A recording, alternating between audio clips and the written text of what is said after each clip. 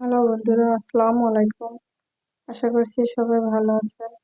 বরাবরের মতো আমি আরেকটা ভিডিও নিয়ে আপনার সাথে হাজির হলাম।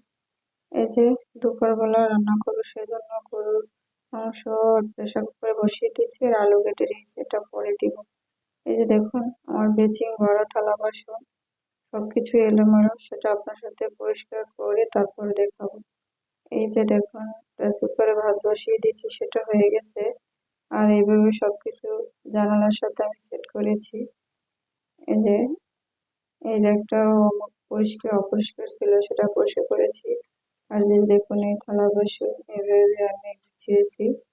আর র্যাকটার ভিতরে মশলার বক্সগুলো আমি এভাবে গুছিয়েছি। তারপরে একটু ডিমের তরকারি ছিল, এই যে সেটা গরম করে নিলাম। তো কালকে রাত্রেবেলা ডিমের তরকারি রান্না করছিলাম, ডিম আর আলু দিয়ে, সেটাও গরম করে নিলাম। এই যে আপনার সাথে শেয়ার করলাম। ভালো লাগলে প্লিজ একটা লাইক কমেন্ট শেয়ার করে পাশে থাকবেন আর সাবস্ক্রাইব করবেন।